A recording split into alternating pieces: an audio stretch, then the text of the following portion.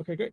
So yeah, we're here with Nick Rotello, who's been a friend of Alts and Altea for a while. Partner at 72 Partners, which is a due diligence and advisory firm, based out of Denver, I believe, and basically just deals with thousands and thousands of deals coming through the inbox every month, and is here to help us sort of take a look at how to sift through the dross to get to the wheat, basically. Do you want to sort of chat through what you'd like to cover, Nick? Great. Yeah, I think that's it. And maybe I'll just start off with a real quick sort of overview, and we'll just kind of dive in. And I've kind of got, I don't know, 6 or 7 sections or so to kind of go through. I'll kind of pause at each one if there are questions, or why if you have questions, that'd be great. But I think that's the story. So I've been doing this job for about 23 years, which is probably around 60 or 70,000 hours of time. And I've probably looked at about 10,000 different investment firms in my career. Um, One thing I like to say about anything really, but especially for sourcing is, while I may give you some tips or some ideas or some thoughts that have worked for me, I really think it's important to make your sourcing your own, like make it congruent with your personality and your needs and your style. So maybe use this as a guideline, um, but I don't think it has to be hard and fast. I think there's some flexibility here. Awesome. Always start off with my number one rule on investing, which is to assume that every idea you see is going to be a bad idea. Never fall in love with the deal flow you're going to get. And I think it's really important at the sourcing stage to think about that because it's very easy to start getting a lot of ideas, and most of them will be average or below. It's sort of the definition. So just remember that. Um, and with sourcing, it's really garbage in, garbage out. So if you don't establish a quality, flow of ideas, then you're always picking from subpar investments, and you won't have as much success as you might like. So that's my number one rule on investing, and I think it's that one I would say is really important to remember because So the I assume difference we're is going to chat a bit about like how you establish those good sources of deals, and also what makes like a deal better than average, better than below average. Like what do you think makes a good deal? yeah, we'll get into that a little bit too later, but when you look at an investment holistically and you look at all the types of risks you take to generate a return, and especially when you look at it as an after tax return, so the actual money you take home when it's all over, um, you know, most investments, so a lot of people judge on performance. That's sort of the easiest metric. But many investments that outperform only do so because they're taking additional risk, whether that's liquidity, whether that's a sector specific risk, leverage. But the list could go on, right? Emerging manager, one man shop. Like, there's a million things. So I think that sometimes you can have great returns, but if you took excessive risk, it really wasn't that great of an idea. You just got lucky. The roulette wheel ended up on win versus lose. So it is pretty holistic, and I have some um, kind of ideas I'll throw out there for people as we get through this. But if you just keep it in mind, like once you take into account all factors, things are not that great. And so you really do need to be mindful. You always have, because you'll look at returns that are amazing. And once you dig in, because of a risk factor, that is causing it. Okay, that makes sense. Hopefully that's helpful. Yeah, it's like the whole basis behind the Sharp ratio and all the rest of it, right? Like you want to make sure that your returns are risk adjusted, not just risky. Yeah, and even beyond what you can measure, right? So, if the background check you run points to something that's moderately questionable personality style or, lifestyle, That's a risk. I'm not saying a bad person because you had speeding tickets, but it is a different personality, and you're taking risk with that person. So I think it's beyond even what we can measure. It's the qualitative parts of risk as well, and that's what gets difficult. So people will miss these qualitative pieces. They're hard to uncover. They're not necessarily intuitive. They think they got a great outcome, but it was just because of the risk factors. Have there been times where you wanted to go ahead with a deal, but did the background check and saw something a bit Oh suspicious yeah, or off? yeah. Actually, that's a great a little off the segue of sourcing, but actually my very first client ever, they hired me to do a project, and this was a big deal because I was a young guy. I had a lot of bills to pay, and I had no clients, no revenue. So I had to get this one right. Big fan, big, very large. And they brought me the manager. They said do full due diligence on this. And I did my first call, and I got a funny spidey sense about the individual. And so I ran the background check first. Normally, I would wait for that expense, until we're kind of done. But I just got a weird feeling. And it was not. There were a number of things on the background check that are just solid yellow flags, hard yellow flags. Not Right. not red. It wasn't like felony conviction, but it was pretty questionable. And I told the client, I said, "Hey, look, like I don't think this guy's gonna pass. Like just looking at these things, this is not good." They wanted me to do the work. I did the work, and I confronted the gentleman 3 times, giving him the opportunity to mention anything he wanted to before I run the background check. Yeah. I'm going to run one. Is there anything you'd like to bring up? Nothing. And so for me, that was the nail in the coffin. It wasn't the fact that there were a few really questionable things. It was the fact that he lied 3 times about it. Yeah. So Yeah. yes, Lying's always the worst bit, isn't it? Can't trust somebody. it is definitely not what you want. Um, but that's a little off the track of sourcing and a little more into diligence. But it's the same idea. Um, so the second piece I'd like to hit on, and it may seem unnecessary, but I actually think it's important, is to establish a budget. And by budget, I mean budget of time and maybe a budget of money.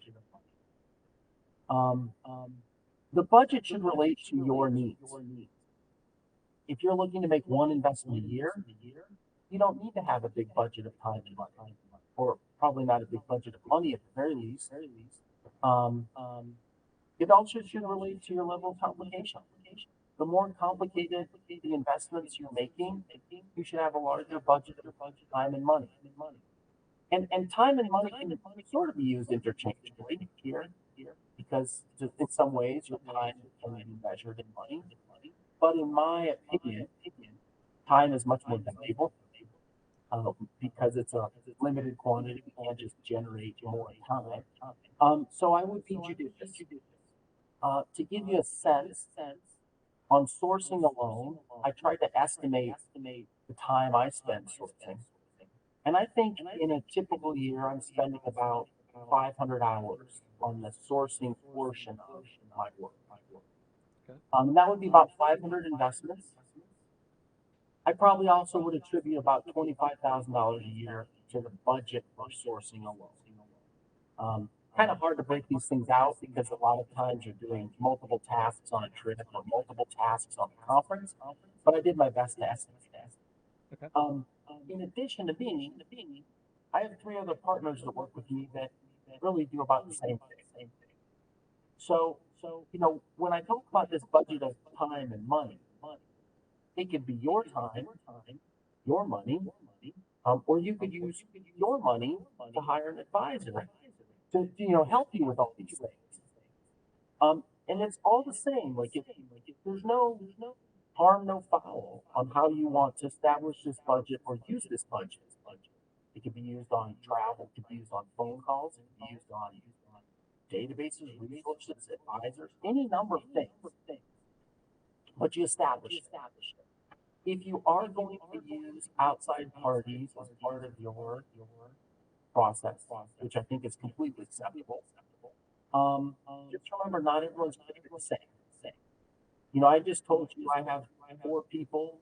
Maybe we're looking at something over 1,500 managers a year. I'm not sure what the other guys do exactly, so I don't want to speak for them. But you know, we're probably spending $100,000 a year. You hire our firm, you get a lot. I would almost guarantee that if you quiz a lot of other firms, they're not spending the same amount or the same amount of time. So it's different. Not, I'm not saying better or worse, just different. So, um, another way to think about this budget as you go through this process is how much are you spending in dollars to source managers? Measure it. I used to measure every trip I went on, all my expenses, and I used to be able to say I spent. I don't do it anymore, but I spent $100 per meeting. That's what I spent, and that was a pretty low number, by the way. You can also do that with time. Again, if you fly to New York, you do 10 meetings, fly home. All of that time is added up. So establish your budget, make sure it's appropriate for you, for your resources, for your needs, your complexity. Very important part of the process. Does that make sense? Yep. Yeah, it totally does. Right. What sort of like, with your clients and your experience, how do people tend to allocate? Is it more towards spending money or more on spending time? Is it more like do more and do people spend too much or too little on one or the other, do you think in general? Yeah, so my clients, obviously they've hired us. So they expect us to do most of the heavy lifting. So I would say money wise, they've established their budget and they've hired me. I am their financial, commitment to the sourcing. Um, but even beyond that, they still spend time. You know, when they're golfing with their friends and they get an idea, they spend some amount of hours thinking about it, talking about it, and they may eventually bring it to me and allow me to take over and do some work. But they still spend some time. But I would say most of my clients are very minimal. They kind of committed to, hey, I don't want to do the work. I want to review the outcomes. I want to make decisions. They're really happy with that role. And they've already determined they don't really want to do all the work of finding the idea. It doesn't bring them joy. Um, Other people I know within my network just love chasing down stuff. They just love finding it. And they will do hundreds and hundreds of calls. And they just love finding that one diamond in the rough. So I think it's personal preference, really. But again, if you hire the right advisor, I think that can take a lot of the budget out of it. But what starts to happen is the advisor is the one that is creating sourcing. You're no longer investing in that, right? You're no longer building it for yourself. So, for example, if my clients, um, were to start sourcing tomorrow, they would have none of my relationships. They would have to start from scratch, even though we've worked together for 13 years or more. So benefits drawbacks. Yeah, understand. Um, so I wanted to get into one of the easiest ways to start sourcing that has some benefits and drawbacks, which are databases. Um, I would like to say that I don't think that databases are the best as your primary sourcing mechanism. I think they have data that can be very valuable. I think they are wonderful for comparison purposes and like due diligence, maybe finding peers that you can kind of check versus the investment you're looking at. But one of the reasons, and I do think they could serve a role, because if you can get either buy a database or maybe get listed in a database, start getting phone calls, you can very quickly get deal flow happening. So let's say we have no deal flow at all. We're starting to get going. We need to get some sort of reps in. You get some databases, or you get in a database, you'll get some stuff going fast. But one of the problems that exists is that the very, very best players often will not be in the database. They won't allow their data to go in. They won't pay for it to go in. They don't care because they're the best. Yeah. Two examples in the hedge fund world would be, I'm 99.9% certain that you would never find Renaissance medallion in the database. I think they've annualized. Last time I checked, I used to get their returns until they stopped giving them to external parties in about 2017. But they annualize at about 44%, for decades. Yeah. And they only have investors. They're not in the database. They don't need it. They're not marketing. They're not selling. They don't want to share. So if you're looking for a hedge fund and the best isn't in the database, how do you know? You're already cutting off the top. So I think that's a huge problem with a database as you're sourcing. You're not getting the best to compare it to. Um, I also think a lot of databases cost you money. Sometimes you can get your name listed and you're in there and you're getting phone calls, but sometimes you have to pay for these things. And again, if you're writing a $250,000 check and the database costs you $25,000 a year, that better be worth it, right? So there's a cost, to a lot of databases. Are there any that are better than others? Like, would you recommend any? I think that I wouldn't recommend them, but I do think there are databases that are well known that have a lot of good data that can be used in your process. I'm just going to use a simple one. In the long only world, Morningstar has hands down the best mutual fund that have separate account information all in one place. Um, I think you could probably get that for. I'm just trying to think what it costs nowadays. Maybe $10,000 cheaper. Maybe they have a lighter version for 5. So let's say 5 to 10 would be the cheapest way you could get access to this data. Now it's got really good data though. You're getting holdings, you're getting portfolio manager information, you're getting Morningstar's own research. A lot for that, bang for your buck. But they don't really have a good hedge fund database. Like they don't have any private equity, no deals. So, you're spending $5,000 to pick stocks, bonds, and ETFs. Maybe. Yeah, and you've got to do the math on like what sort of extra return do you expect to receive based on this data, and if it's That's not right. more than 10K, And what I then would it's wasted. yes, and what I would tell you with like Morningstar, which by the way, I pay for the database. Um, it is a low probability that you would find you know, global equity manager or a U.S. fixed income manager that would do so much better from just the database. Now, you could use the database to get a set of maybe 10 candidates, but then you could use your own time and money to screen. That might help you. But again, cost benefit. So the databases that have more of that qualitative information, often databases that are hard to even subscribe to or you can't buy. For example, I can't talk about this one specifically, but there is a private equity firm that I know well, I've known forever. They maintain a database of private equity funds that's extremely comprehensive. I have access to that. That is great. I'll get partner level attribution, which deals did what, who else is invested in the deals. Extremely valuable information. That is great for the database. But sourcing, maybe not the very best. Um, I do think that if you dedicate a little time, you could probably get your name in sort of these marketing style databases, which managers will pay for, and you'll be getting inbound calls and emails. I know I get a lot of those, but it also depends on, sort of your check size and your appetite and your space, right? When I get in the database, my clients have the opportunity to write big checks if they want to. So all of a sudden, a lot of people get more interested in us. Yeah. But regardless, if you want to turn on the flow quickly, I think it can work.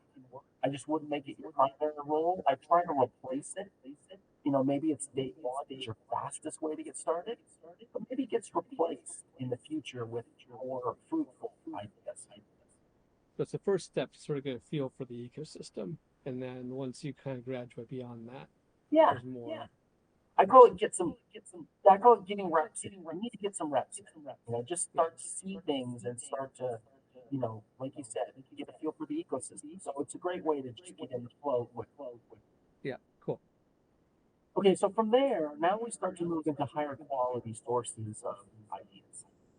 And really this is leading us to building a network. But definitely start considering conferences, events, and annual meetings.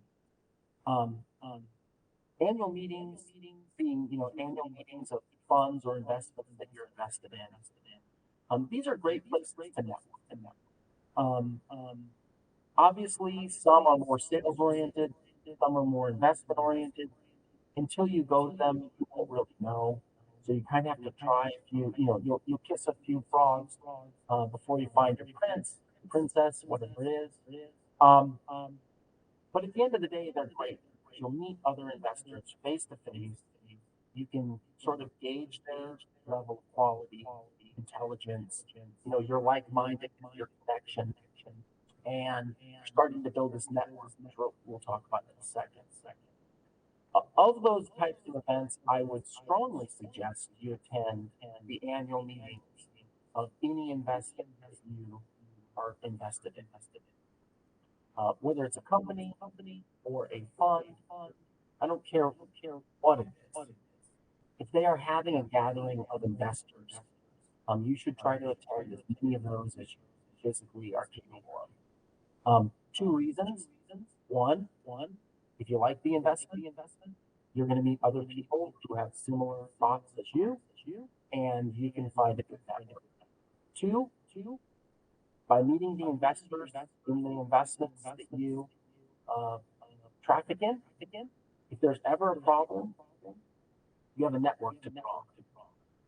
I guarantee if there's ever a problem, you won't be getting a list of LPs in the fund, right? That's no longer available. So you have this network you can ask questions. And of course, number three, if there is a challenging investing, get some face time with the founder. So I'd say annual meetings are a must. Wonderful place to start. From there, the events, the conferences, you're just gonna have to start trying stuff.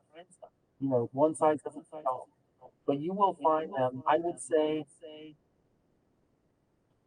if you could go to let's say 4 events a year minimum, that'd be a good start. Maybe you can only go to one. Your time is more limited, but it'd be a good start.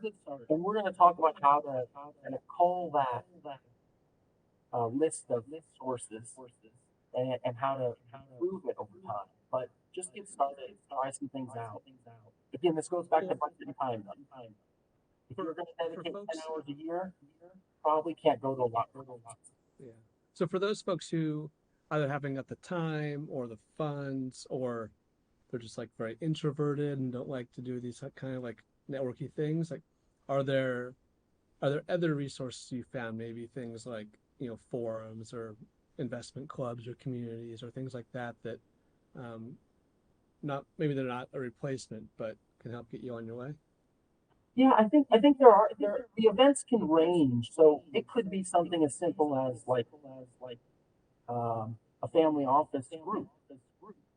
I've seen families that know each other that have gotten to know each other just form their own groups too, where they have maybe 10 families that like each other and think in a similar way. They just get together once a quarter, once a share. So I think it can be anything, really. There's no limit. But even if you're introverted, and I know I'm presenting today and I'm all kind of, animated. I'm a fairly introverted person in real life. Um, but once you realize that all you have to do is show up and ask a few basic questions and shake a few hands and, have coffee with someone every coffee break, sit next to someone at lunch, and you will take home one or two contacts. And you only have to touch base with them twice a year. Be friendly and be open and share your ideas. once you start to learn that that's not that hard, even an introverted person can take home 3 to 5 contacts easy every day of the event. So I would say try and push your boundaries. But yeah, there are any number of sources to build that flow, right? Okay, that makes. Are there sort of like without getting into like the dregs of seeking alpha and stuff like that in the forums and the comment sections, like are there actually useful resources online as far as like building up networks and things like that, or is it pretty much always going to be in-person events? They definitely develop. So I prefer in person because my little spidey sense doesn't work as well on the Zoom or on the Teams as it does in person. So for me, meeting in person, I actually get a really strong feel for you. If the feel is positive, I'm learned to trust that instinct. If it's mediocre, even though I might be wrong some of the time, I just don't mess with it, right? So for me, it's very important. I think over the past, I'm gonna say probably since about COVID, so maybe 4 or 5 years ish. I do think the online communities have grown, similar to what you're doing here, Wyatt, and I think they have value. It's a lot faster to go online and do a Zoom and maybe connect with the community and maybe text or message each other. It's so much faster. So again, from a time perspective, way more efficient. So I would say as long as you put in some time and you think there's quality, um, you can always build a personal relationship later. Right? I mean, but we've never met in person. I still have a pretty good feel for you. I'm sure we will meet in person one day, right? But Yeah. we just haven't yet, right? We haven't yet, and that's okay because I think there's still quality, and I think that's the key. So I think it works just as well. Okay. Okay, that's helpful. Thank you. Yeah. And I was just going to say, that this is a maybe it might be a little controversial, but I always encourage if you are going to go to in-person events, stay out late, make friends. So usually the last night of the conference, people have a couple too many drinks. And I'm not saying go crazy. I'm not saying have a few too many drinks. But what I am saying is find your group, go out, get to know them personally. Yeah. You know, if they're the crazy party group and you like crazy party people, then you found the right group. Huh? But maybe they're not the right group. So it's always good though. That's where you can develop really a strong personal connection, which leads. And in fact, some of the best investments I've ever made are because of things like that, where I met someone at the conference. Maybe we were both ex-military. We decided to hang out at the pool and smoke a cigar and have a glass of whiskey or whatever. And we stayed up all night chatting and we became friends. Yeah. And that leads to these. So I would encourage that. I'm not trying to encourage smoking and drinking necessarily, but you can stay up late and not do these things if you just get your crew. So, so what we've led you to is databases aren't the best. They're a good tool. They can turn things on quickly. We've got to build this network. Annual meetings are outstanding, but events help. But it's the network that becomes your number one source. And we want to cultivate a network that is smarter than us and really higher quality than us. We want people that are way above our weight. And it takes time. So like I said, I've been doing this for 23 years. Um, and there are still many that I cannot get to on my own. And I try. I really work at it.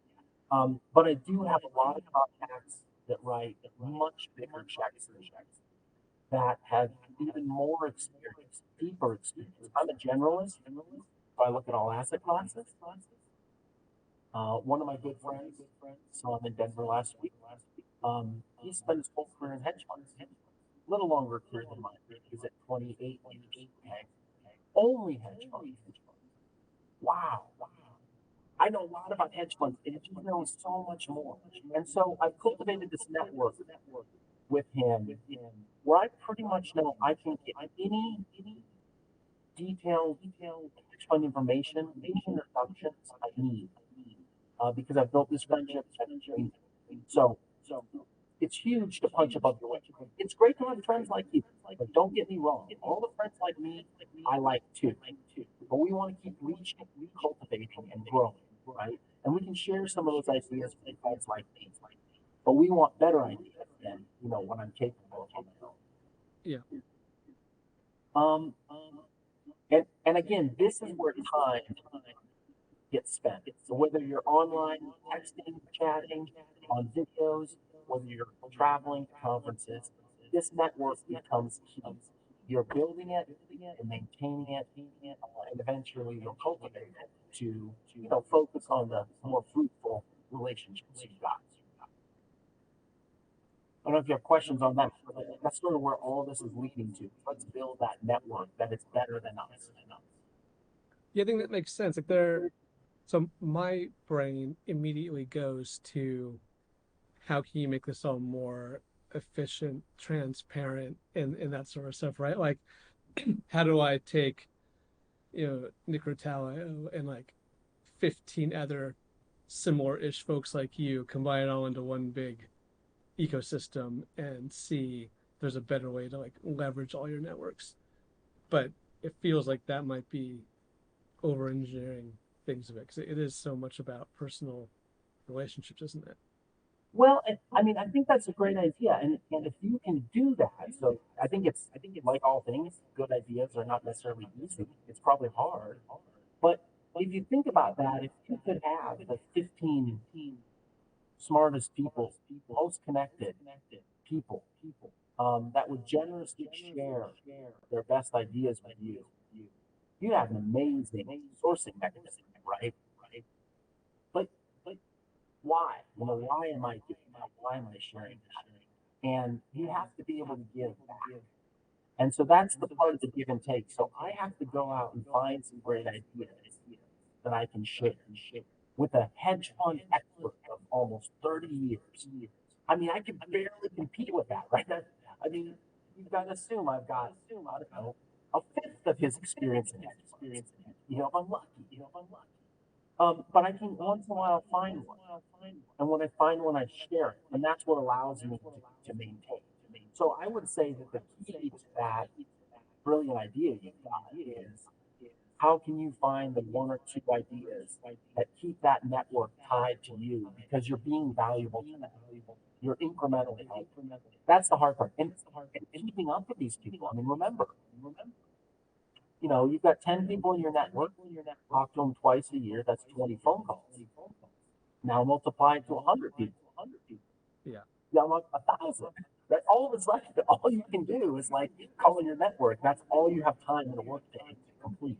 So, you know, it is a circular kind of problem where the bigger your network gets, the more time you're spending with your network, and how do you do the diligence? So, it is important to, and we'll get to this again, but sort of cultivate that network and keep improving it. We'll talk about how to do that. Okay, great. So let's move on. Okay. So once we've got this going, whether it's the databases, whether it's the marketing emails that we receive, some networks, we're touching base once a month, once a quarter, whatever we do, we've got some flow coming. And I think it's really important to manage your deal flow because it can become overwhelming quickly. Now, just to put it in perspective, I probably get 100 inbound emails per day on investment. So something around 2,000 investments a month, give or take. Updates, marketing decks, catch-up meetings, all these inbound requests. Um, like I can't even respond to that. Right. I have a job. So it's very easy to get overwhelmed with that budget of time quickly. So one thing I like to do is I definitely like to uh, get all my deal flow going to one place so I can effectively um, just bluntly saying it, I can ignore it when I need to. Right? You get this massive flow of water, this fire hose coming at you. I don't have time to block the hose, so I just need to point it to the lake, and it can fill up the lake. And when I have time, I go fishing there. Right? So I often encourage establishing a research email, managers at 72partners.com or research at johnsonfamilyinvestments.com or whatever. Let's make sure that everyone sends the ideas there. You may send it to me as well. It's okay. We have personal relationship. Also send it. That allows me to know that anything that's coming to me, I can ignore it until I have time to go to my research email and cultivate and kind of work. So I encourage it. It's not for everyone. Some people love to see it all, but for me, it helps a ton, especially when that flow becomes a little overwhelming. Second thing is to determine these ways to say yes or no. To sort of know your criteria, know your limits, know the spaces you operate in. And just defining that is a process, right? It's hard. You're excited. We all like to invest. You want to make money. So you say, oh, well, I just want great investments. If you just want great investments, you're going to get a lot of flow. So let's narrow it down. Well, I really only enjoy spending time on venture. And in fact, technology. In fact, it's just software. All that other stuff, I don't really, I'm not that good at it. I don't get it. Okay, now we've refined our focus. And in that space, we can determine. Well, I say no, so I'm going to say no to hardware. I'm going to say no to life sciences. I'm going to say no to buyout. These are just no's. And even within software, I'm going to say no to certain revenue levels. I'm going to say no to certain geographies. There's all this stuff. So understanding these like no kind of criteria are key. I'd say you've got 5 to 10. You don't need 100, but it should be enough to very quickly, so that within hopefully under 15 minutes, but maybe under 30 minutes, you can look at one initial delivery and say no. Doesn't fit. I don't need to look for on each and I'm interested, and your returns are good. You're based in a country that I won't do business in for some reason. Done. So that's huge. Spend the time to get that right. Your um, criteria or filter. Um, the second thing I like to do is once someone is a guest, like, oh, okay, this does fit. I like to request all information, and I'll spend about 30 minutes systematically going through it, looking for again, more key criteria that I know lead to success for me. Because remember, that initial email might have a pitch book, might have a blurb, it might have a few tidbits. It doesn't have a lot of detail. So once it passes that first cut, let's take another 30 minutes, maybe an hour, and kind of look through, make sure there's nothing we're missing here. Then we can move to a Zoom or a call or a meeting. In all that process, you maybe spend 2 hours, maybe 3 hours, um, and you should be able to make a decision really quickly if you need to move forward or not. But it all relies on the fact that you know what you want, you know what your limits are, you know what you will and won't do. So some of the things to consider, um, obviously performance is a big one. I tend to make that a very loose criteria because there's a lot of reasons performance is good or poor. But that's an easy one. Um, liquidity, fees, all important factors. Um, there isn't a right or wrong. The key is that you define it for yourself. For me, I tend to look at the people and their backgrounds because I know a lot of prior firms. And so if I know where they've worked, where they've tracked, I have some sense of the level of sort of ability they may have. I'm not 100% right, but I do know that if you know, cut your teeth at some random Denver Denver brokerage firm, you may not be as high quality as if you cut your teeth at Citadel. I could be wrong, but I just know the quality. So I tend to focus on people. I tend to focus a lot on process. I've seen a lot of processes. I know what is more proprietary and what could work consistently. And I know what's kind of generic and laid out. And so for me, I can just go to that page and look at your process and think about, is this very successful? Those are very When you say nuanced. process, do you mean like in terms of identifying opportunities and then pulling the trigger? Like I was speaking more on a fund basis, but if a fund is selecting, let's say, software venture, based on that process that they employ, how they find ideas, how they diligence, how they decide, an exit. Based on that process and who's involved, people in the process, I can look at things fairly quickly and say, man, and a lot of people do that already. That's not that special. So we're going to move on. But those are very fine criteria for me. Yeah. But I have a lot of experience to do that. So I can make my criteria very fine. Your criteria might be different, and that's okay. It's just how quickly can we get through them to just eliminate the ones that are definitely not going to happen. The other thing I like to say is you should be able to get most of your information for funds without an NDA. For company investments, it's probably a little more common, but I tend not to like it when the very first thing we lead with is let's sign an NDA. Yeah. Most things aren't so proprietary yet. We need to sign an NDA in the beginning. Maybe further on, I get it. I'm asking for your books and records. Yes, I understand. But when we're asking for that initial info, hopefully you don't need the NDA.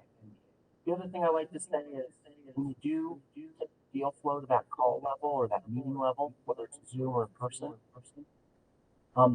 you should be focused on the sort of five key items that are go no goes and directing that call to go where you want it to be. Remember, we don't want to waste 2 hours on this call. We want it to be an hour or less, and we are going to direct it. And what you'll see a lot of, just totally acceptable. But people are selling, they're trying to tell the story, they're building their relationships, they're learning about kids, and oh, we went to high school together, wow. That's all great, and I want that too. But when we're in the sourcing phase, I don't need to waste time with that yet. I will build relationship with you when we're in the diligence and investment phase, later. But right now, I don't want any.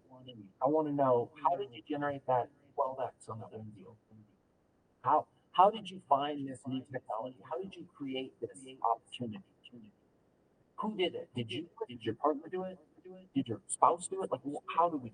So the specifics. So if you go into that call a little bit prepared, knowing I need to know these three things, and if they're positive, we move on.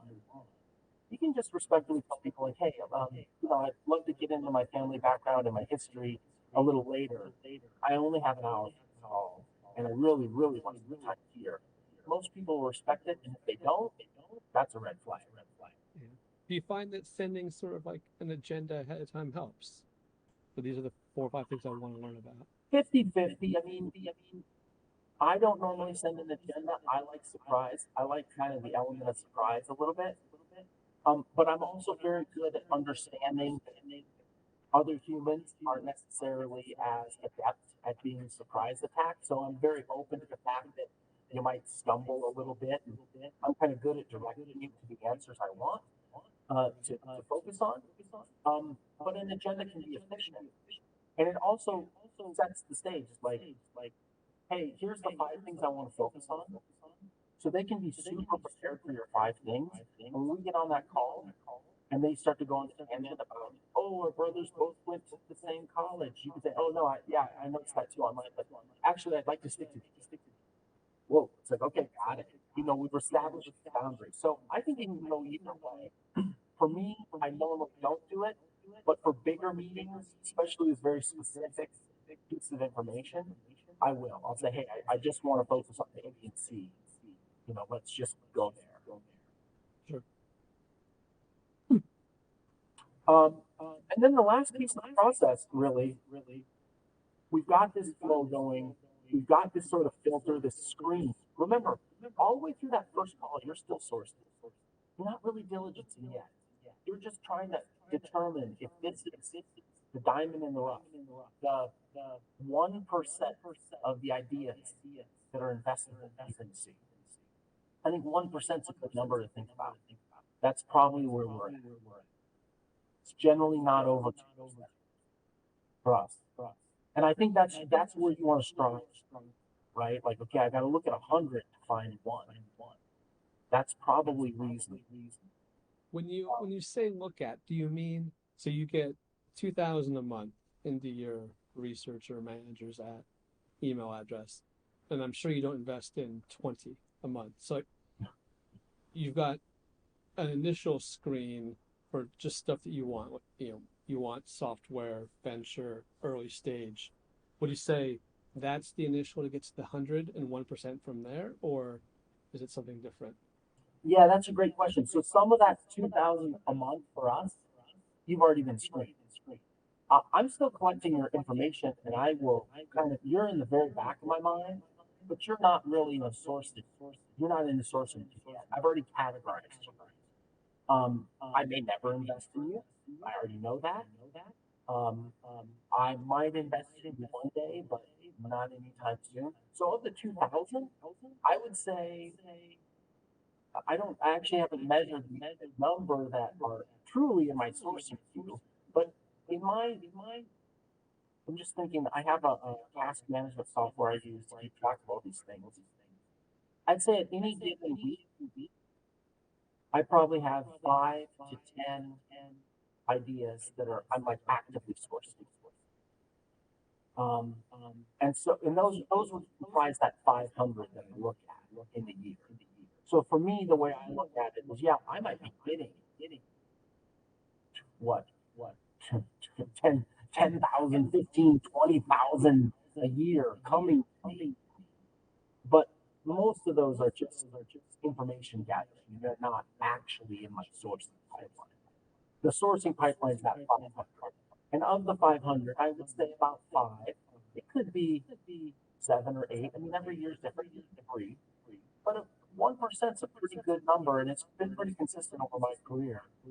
That that's all you need. You only need one or two good ideas a year to like build out your pipeline and build a portfolio. And once you have them, if you've done it right, you know, you don't need many more. Yeah. Now, For what percent of phone calls do you think lead to actual investment on your side? The sort of, I want to learn these 5 things phone calls. yeah, well, if we think of that 500 number, I would say of the 500, I would say maybe 300 get a phone call. Okay, so let's just say 60% of them, or 40%. I just looked at their stuff. I said, no, it's not time. And it doesn't mean they're bad. It could be. I found some really great investments. I'm like, oh, you're an amazing hedge fund. I just don't have any hedge fund demand right now. So I'm just going to wait, right? I'll come back to you when hedge funds are interesting. Um, but let's say 40% just go to the side. 60% get a phone call. And then I would say it goes down very quickly for me. Because at that point, for me, at a phone call point, I probably invested 2 hours in a manager, give or take. About an hour of prep time, reading materials, emailing you, setting things up, and then let's say an hour of phone call. At that point, I tend to very quickly, move away. Maybe I'll invest another 3 hours figuring you out. But from that 500 to 300 that get phone calls, I'd say we go down to maybe 20 Wow. that we're actually going to start doing work on. Some of those, kind of fall out, or we realize we can't make the timing, or we just say, ah, I guess it wasn't quite as good as we thought. Like, it's good, but once we did some extra checking, we're wrong. And I try to get through those quickly and not waste time with what you really hate is from that 20 to the 5, those 15 that you were wrong about. And it doesn't mean they're bad. It doesn't, it's just wrong timing, wrong something. Um, you burn a lot of time, so I try to figure those out quickly and get it fast. I mean, it seems like if you're spending, 300 hours a year potentially on these phone calls with folks, that's, maybe one or two a day. It's a lot of phone calls that kind of don't necessarily go anywhere. You have to be pretty disciplined, I guess, to just realize this probably isn't going to go anywhere. Yeah, yeah. And it's sort of like you do the phone call, and again, I've got this criteria. I know what all my clients' portfolios look like. If you're not an upgrade to what they've got, I already know I can just tell you, wait, sorry, you're not good enough. Hopefully, I weed you out before the phone call, right? But um, it's sometimes you get onto something like, wait a second, there's a nuance here. I really need to explore it. And you do this extra 5, 7, 10 hours of work, kind of down this rabbit hole, hoping and dreaming you did find this little gem. And then you get down to the bottom of it and you realize you did it. And you wasted 20 hours figuring that out. Ah, dang, but you have to, because if it was right, like, oh gosh, if this tax outcome is correct, I mean, here's a great example. There, I'm not going to get into the specific names here because it's really interesting stuff. But there's some specific tax strategies that can be deployed in a hedge fund format that are extremely beneficial for individuals. Extremely. There's a whole bunch of reasons you have to do it very methodically and carefully because you can't let the IRS think you're avoiding taxes. That can never be a reason. But if done correctly, the tax outcomes are amazing. When this first got brought to my attention, I was like, wait, that can't be right. Like, you can't get that good of an after tax return. How does this even work? I probably spent 100 hours understanding how it works. And I was so excited.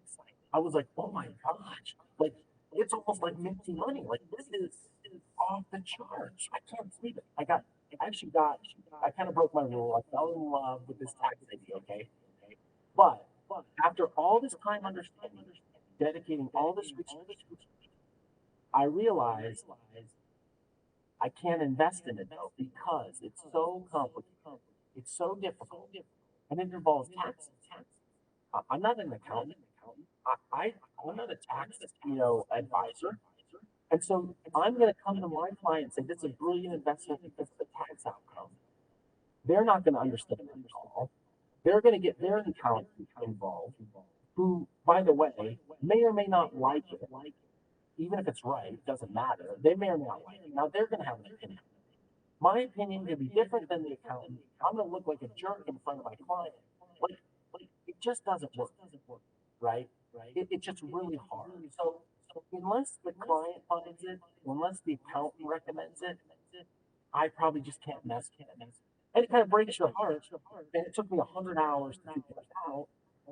I learned, I know about it. If a client ever brings it to me, I can definitely give them an opinion that I think it's correct and it works. And here's how you do it right. But I wasted time. And I should have, again, what I should have done in the beginning of that process is say, wow, intellectually, this is super interesting to me. I'd love to learn, but realistically, I don't think I can recommend this. Like, I should have thought of that ahead of time. And, I missed it. And I wasted time. It's part of the learning process, though, isn't it? You get, I'm sure there have been situations like that since then where you've said, like, actually, this isn't going to work out. That's right. No, well, yeah, that's part of your process. Is you do things, you try them, you review those outcomes, and then right? And that actually leads sort of to the final piece, which on sourcing, but it does apply to everything, is you want to kind of rank your resources. you want to be judging and kind of scoring, let's just say, for lack of a better term. And you want to be cutting out the bottom half. The bottom half of your sourcing is no longer valuable. Yeah. And we don't want to ignore these people. We don't like them less than friends. We can just use their ideas. Less frequent phone calls instead of quarterly. Maybe we call you once a year, or maybe we don't call you at all. We just see you at the conference, and we meet 12 of you at the one conference, and we check the boxes, right? Yeah. But we're upgrading. We're upgrading. We're upgrading. And that's the part is to take that time to review the outcomes and make a judgment and kind of say, okay, well, Wyatt's a 10 out of 10, so I definitely want to call him monthly. And, Nick, he's a 4 out of 10. So, I think he's a good guy. You're a But 10, Nick. well, I'm just making, but you see what I'm saying? So um, that cultivation and that improvement, just like you kind of said, I improve my process all the time.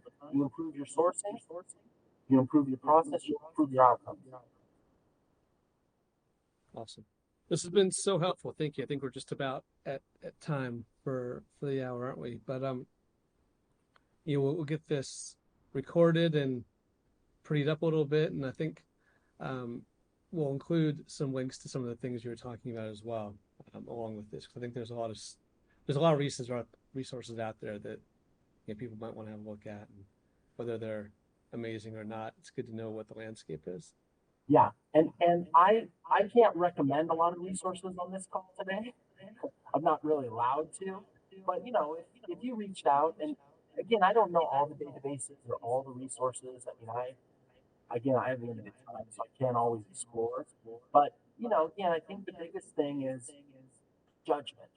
Try something, um, see how it works, see what the cost benefit is, and if it's working and it's within your budget of time and resource and money, it's a good resource. Yeah. So Cool thing. Thank you so much, Nick. This is Nick Rotello from 72 Partners. Thank you so much. thank you. I appreciate it.